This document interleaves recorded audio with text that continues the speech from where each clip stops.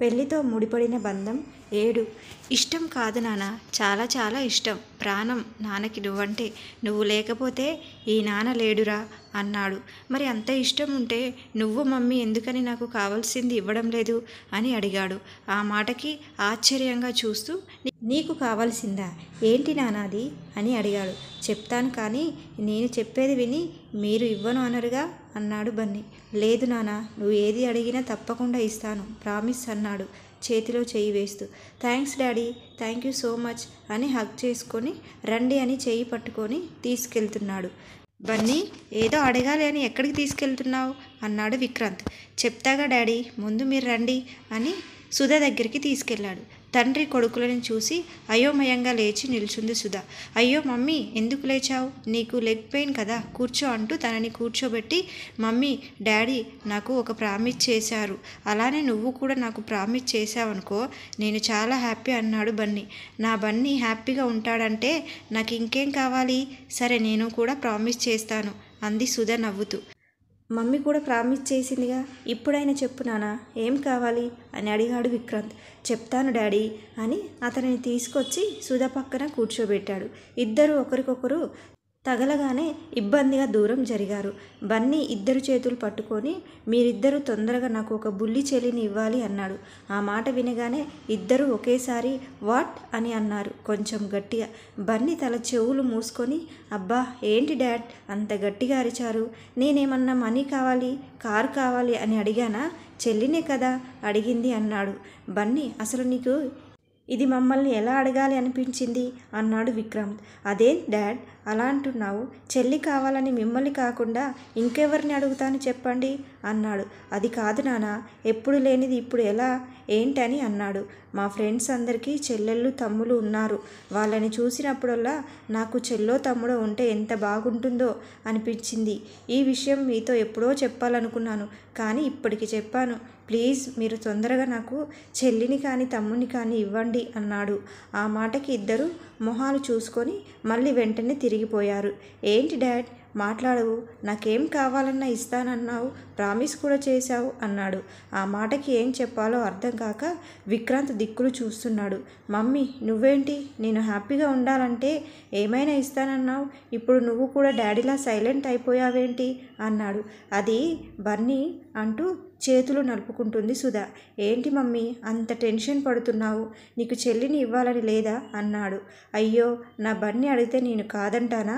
మీ డాడీని ఎస్ చెప్పమను, ఇంకో 9 monthsలో నీకు ఒక బుల్లి పార్ట్నర్ని ఇచ్చేస్తాను అంది సుధ. హాయ్ నిజమా డాడీ? ప్లీజ్ డాడీ ఎస్ చెప్పవచ్చుగా అన్నాడు. విక్రాంత్ సుధని తినేసేలా చూశాడు. ఆ చూపుల వేడికి సైలెంట్ అయిపోయి తలదించుకుంది. విక్రాంత్ బన్నీని ఎత్తుకొని ఇద్దరికి మధ్యలో కూర్చోబెట్టి, సరే నాన్న, నువ్వు అడిగినట్టు చెల్లిని ఇస్తాను, కానీ నేను అడిగింది నువ్వు ఇస్తావా అన్నాడు. ఓ, చెల్లి కోసం నేను ఏమైనా ఇస్తాను అన్నాడు బన్నీ తల ఊపుతూ. ఇప్పుడు చెల్లి వచ్చింది అనుకో, తనని నువ్వు ఎత్తుకోగలవా, ఆడించగలవా, తనకి స్టోరీస్ చెప్తూ నిద్రపుచ్చగలవా? ఇవన్నీ నువ్వు చేస్తావా అన్నాడు. అది డాడీ, చెల్లి చిన్న బేబీ కదా, నో ప్రాబ్లం, నేను అన్నీ చేస్తాను అన్నాడు. చేస్తావు సరే, ఒకవేళ నువ్వు చెల్లిని చూసుకుంటూ స్టడీస్లో వీక్ అయితే అప్పుడు చెల్లి నిన్ను చూసి బాధపడుతుంది కదా, మా అన్నయ్య నా వల్ల ఇలా అయిపోయాడని అన్నాడు. అయ్యయ్యో, మరి ఇప్పుడు ఎలా డాడీ అన్నాడు బన్నీ భయంగా. ఏం కాదు, నువ్వు ఇప్పుడు చిన్న బాబువి కనుక అన్నీ మేనేజ్ చేయలేవు. అదే నువ్వు కొంచెం పెద్దయ్యావనుకో, ఇప్పుడు చెల్లిని చూసుకోగలవు, చక్కగా స్టడీ కూడా కంప్లీట్ చేస్తావు. అందుకని చెల్లిని కొంతకాలం ఆగి తీసుకొద్దామా అన్నాడు. విక్రాంత్ బన్నీకి చెప్పింది విని సుధ నోరు తెరుచుకొని ఉండిపోయింది. నోరు మూసుకో, లేదంటే ఏమన్నా దూరుతాయి అన్నాడు విక్రాంత్ మెల్లగా సుధ దగ్గరికి వెళ్ళి. దెబ్బకి నోరు మూసుకొని పిచ్చి చూపులు చూస్తూ ఉంది. బన్నీ 5 minutes హ్యాండ్స్ ఫోల్డ్ చేసుకొని అటు ఇటు తిరుగుతూ ఆలోచించాడు. వాడు ఏం మాట్లాడతాడోనని ఇద్దరు వెయిట్ చేస్తున్నారు. బాగా ఆలోచించి ఒక నిర్ణయానికి వచ్చాడు. మన బుల్లి హీరో, ఓకే డాడీ నువ్వు చెప్పింది నిజమే, నేను కొంచెం స్మాల్గా ఉన్నాను కనుక జస్ట్ 1 year అంతే, ఆ తర్వాత మాత్రం నాకు డెఫినెట్గా చెల్లి కావాల్సిందే అన్నాడు. వాడి మాటలకు విక్రాంత్కి పెద్ద బరువు దిగినట్టుగా అనిపించింది. థ్యాంక్స్ నానా అని ఎత్తుకున్నాడు. నాకు కావాల్సింది థ్యాంక్స్ కాదు డాడ్, చెల్లి చెప్పాగా జస్ట్ 1 ఇయర్ అంతే అన్నాడు. చాలు నాన్న, ఈ కాస్త టైం అయినా ఇచ్చి బ్రతికించావు అని అనుకొని ఓకే నాన్న అన్నాడు. మమ్మీ నీకు అన్నాడు బన్నీ సుధా వైపు తిరిగి. తనకి ఇష్టమే అన్నట్టుగా తల ఊపింది. సరే అని డాడ్ నువ్వు ఈరోజు ఫాస్ట్గా వచ్చేసావు కదా, నన్ను మమ్మీని బయటికి తీసుకెళ్ళొచ్చుగా అని అడిగాడు. బన్నీ నేనెందుకు నాన్న, మీరిద్దరు వెళ్ళండి అంది. నో మమ్మీ, మనం ముగ్గురం ఎప్పుడు వెళ్ళలేదు, ఈరోజు నువ్వు కూడా రావాలి అంతే అని అంటుంటే బన్నీ మీ మమ్మీని నేను ఒప్పిస్తాను, నువ్వెళ్ళు అన్నాడు. సరే డాడ్ అని బన్నీ వెళ్ళిపోగానే సుధా వైపు తిరిగాడు విక్రాంత్. అతను దగ్గరికి వచ్చే కొద్దీ సుధా వెనక్కి జరుగుతుంది. కానీ వెనుక మంచం అడ్డొచ్చి ఆగిపోయింది. విక్రాంత్ ఇంకాస్త ముందుకు వచ్చేసరికి తప్పక అతని గుండెలపై చేతులు పెట్టి ఆపుతుంది. ఆ చేతుల్ని తీసి తనకి 2 వైపులా చేతులు వేసి మొహంలో మొహం పెట్టి చూస్తూ ఆమె దగ్గరకు వెళ్ళాడు.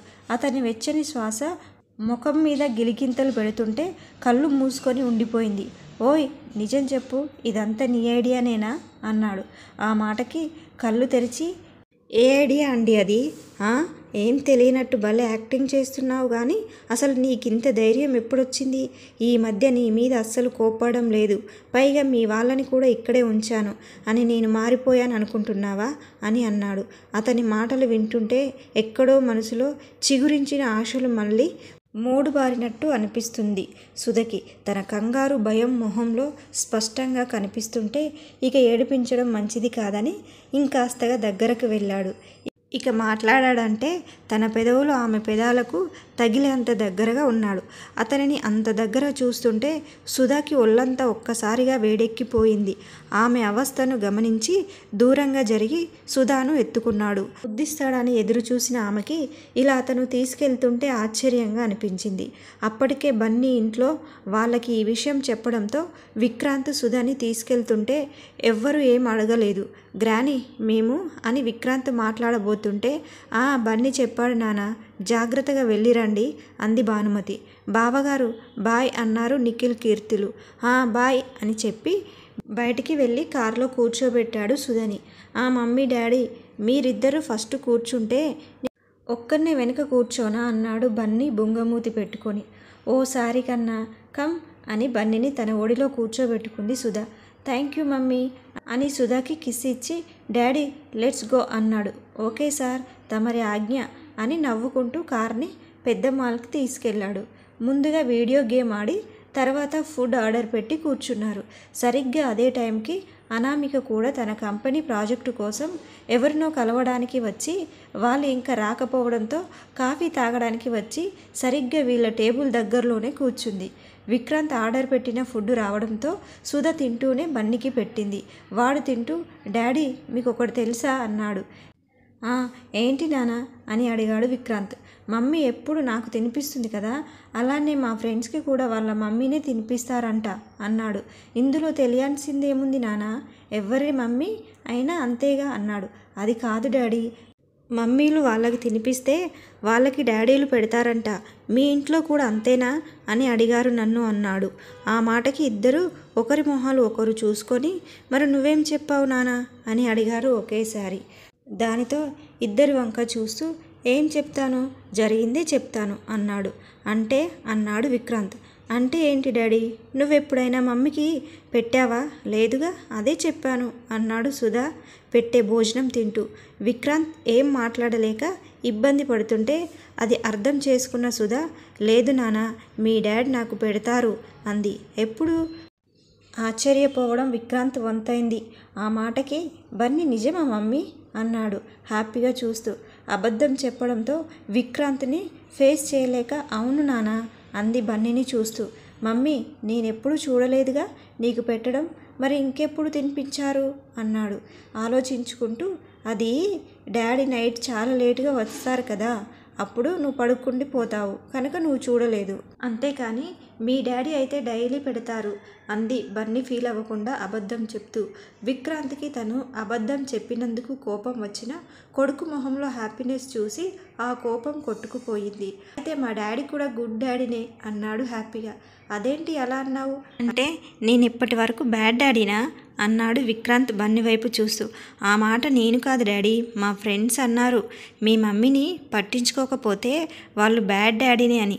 అప్పుడు నాకెంత కోపం వచ్చిందో తెలుసా?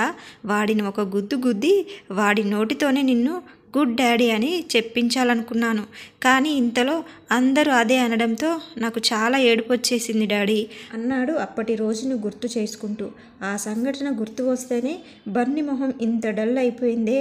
పాపం ఆ రోజు ఇంకెంత బాధపడ్డాడో అనుకుంటున్నాడు విక్రాంత్. సుధా బన్నీని హత్తుక్కుంటూ, లేదు నాన్న, నువ్వు ఇంకెప్పుడు అలా బాధపడకూడదు అంది తన కంట్లో రావడానికి రెడీగా ఉన్న కన్నీళ్లు తుడుస్తూ. నో మమ్మీ, నేను ఏడవను అంటూ నవ్వాడు. వాడి నవ్వుతో ఇద్దరి మనసులు కుదుటపడ్డాయి. సరే నాన్న, అవన్నీ మర్చిపో ఇక నుంచి అంది సుధ. ఓకే మమ్మీ అంటూ తన బుగ్గపై కిస్ చేసి మళ్ళీ తినడం మొదలుపెట్టాడు. అలా నవ్వుతూ తింటూ ఉండగా అనామిక వాళ్ళని చూసింది. ఒక్కసారిగా తన కాళ్ళ కింద భూమి కంపించినట్టుగా అనిపించింది. విక్రాంత్ సుధతో అంత క్లోజ్గా ఉండటం చూసి తట్టుకోలేకపోయింది. వాళ్ళ దగ్గరికి వెళ్దామని లేవబోతుంటే అప్పుడే తను ఎవరి కోసం వెయిట్ చేస్తుందో వాళ్ళు వచ్చేశారు. ఇక తప్పగా కూర్చొని వాళ్ళతో మాట్లాడుతుంది. సుధ తినిపిస్తూ ఉండగా తన కంట్లో ఏదో పడుతుంది.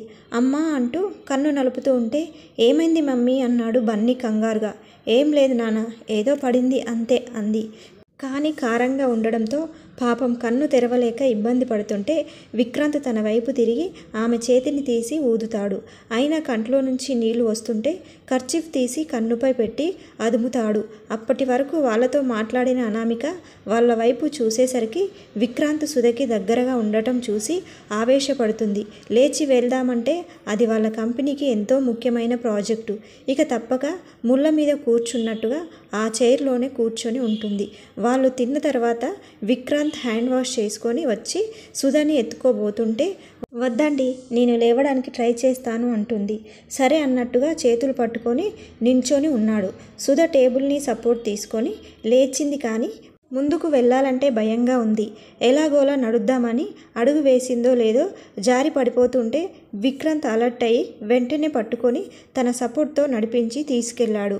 వాళ్ళిద్దరినీ అంత దగ్గరగా చూస్తుంటే అనామికకి కోపం కట్టలు తెచ్చుకుంటుంది. ఇంతలో పుండు మీద కారం చల్లినట్టు పక్కన కూర్చున్న వారి మాటలు తనలో కోపాన్ని ఇంకా పెంచేశాయి. ఏమండి చూడండి, పెళ్ళామంటే ఎంత ప్రేమ.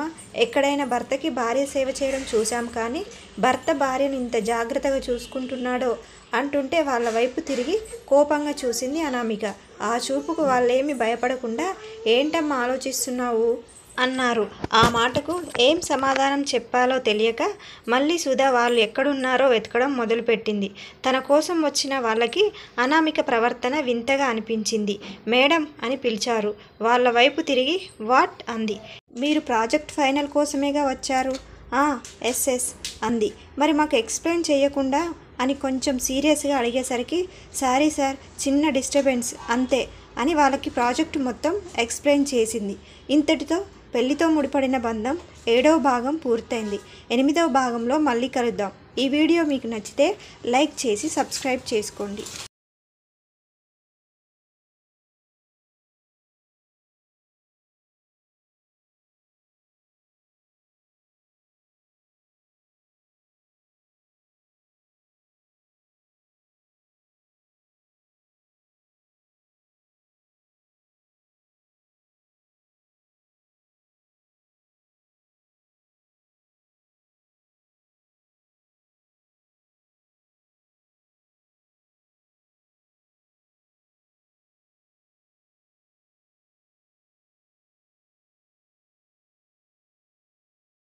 నువ్వు వాళ్ళని అడిగావనుకో ఖచ్చితంగా ఇస్తారు అంది.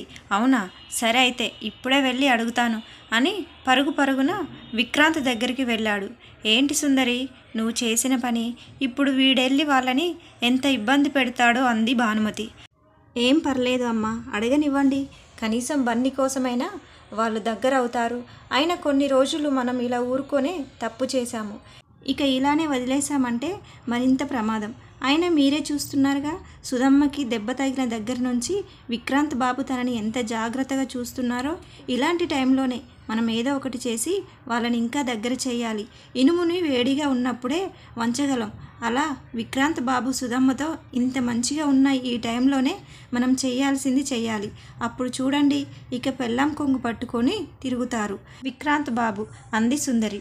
నువ్వు చెప్తూనే బాగానే ఉంది, కానీ మనం అనుకున్నట్లు జరుగుతుందంటావా అంది భానుమతి. తప్పకుండా జరుగుతుందమ్మా.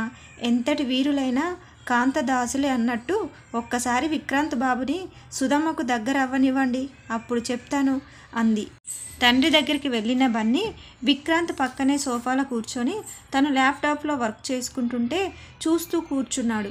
విక్రాంత్ వర్క్ చేస్తూనే ఏంటి నాన్న ఏమన్నా మాట్లాడాలా అని అడిగాడు. బన్నీ అవునన్నట్టుగా తల ఊపాడు. విక్రాంత్ నవ్వుకుంటూ తన ల్యాప్టాప్ని పక్కన పెట్టి బన్నీని ఒళ్ళో కూర్చోబెట్టుకొని ఏం కావాలి మా బంగారానికి అని అన్నాడు. డాడీ నేనంటే మీకు ఇష్టమే కదా అని అన్నాడు ముద్దుగా. చాలా చాలా ఇష్టం, నా ప్రాణం. నాన్నకి చెప్పాలంటే నువ్వు లేకపోతే నాన్న లేడురా అని అన్నాడు అతుక్కుంటూ. మరి ఇంత ఇష్టం ఉంటే ఎందుకని డాడీ నువ్వు మమ్మీ నాకు కావాల్సింది ఇవ్వడం లేదు అని అడిగాడు బన్నీ. పెళ్లితో ముడిపడిన బంధం 6వ భాగం పూర్తయింది. 7వ భాగంతో మళ్ళీ కలుసుకుందాం. ఈ వీడియో మీకు నచ్చితే లైక్ చేసి సబ్స్క్రైబ్ చేసుకోండి.